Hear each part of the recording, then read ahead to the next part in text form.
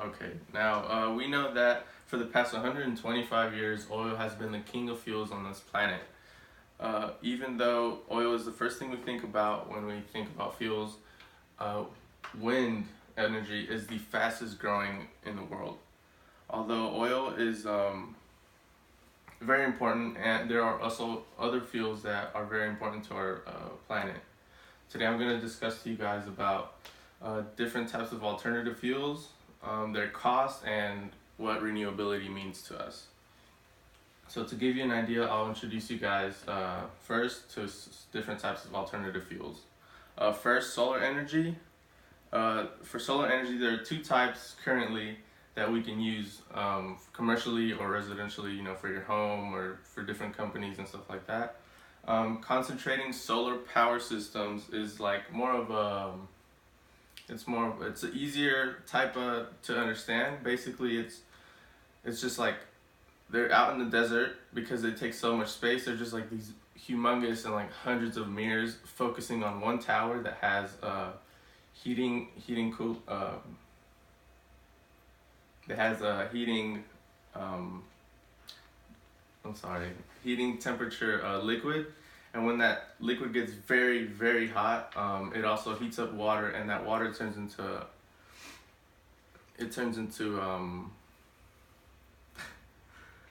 water turns into like mist, and that mist then turns a turbine, which then the turbine creates electrical power for us.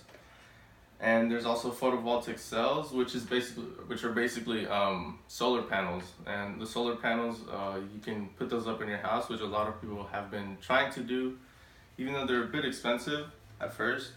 And these solar panels create energy like directly, so it'll go from your house, from the solar panels directly to your house, and that creates the energy.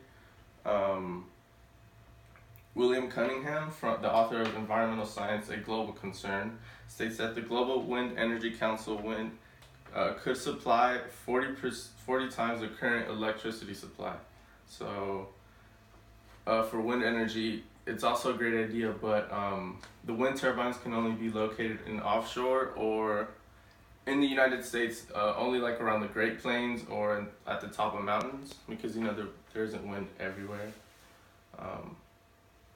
So now that I've given you guys some examples, I will talk about the cost of alternative fuels. This is one problem with other fuels other than oil, is that the startup costs are very expensive. Most of the time, they're very expensive if it's like solar panels for your house, or some type of plant that the government wants to build, or a private company wants to build. They're usually very expensive.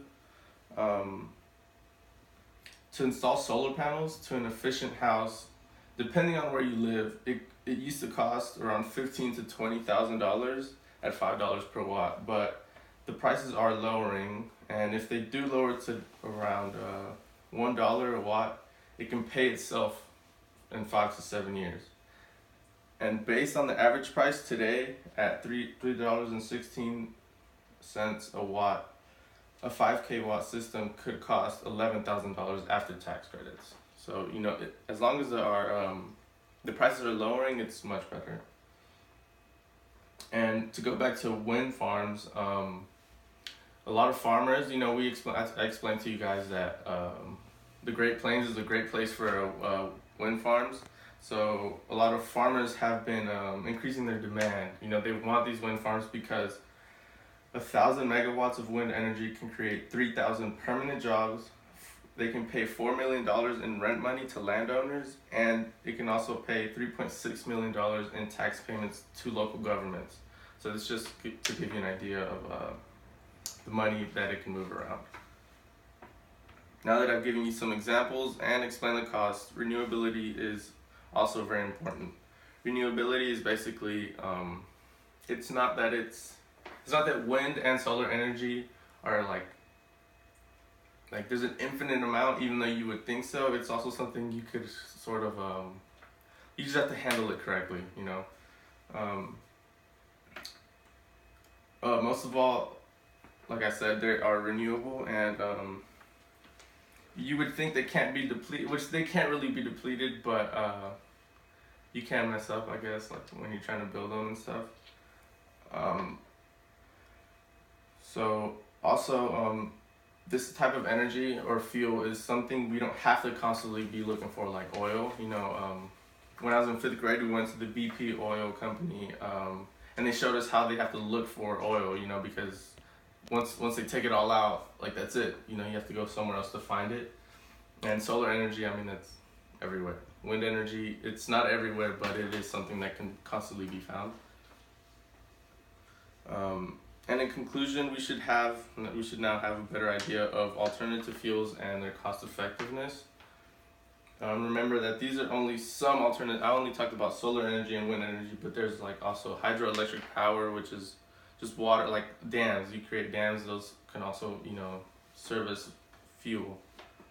So now, whenever you walk into a building, you can think about where the energy comes from. If it's wind energy, solar energy, maybe. You guys don't even know where your energy from the house comes from. I mean, obviously you pay a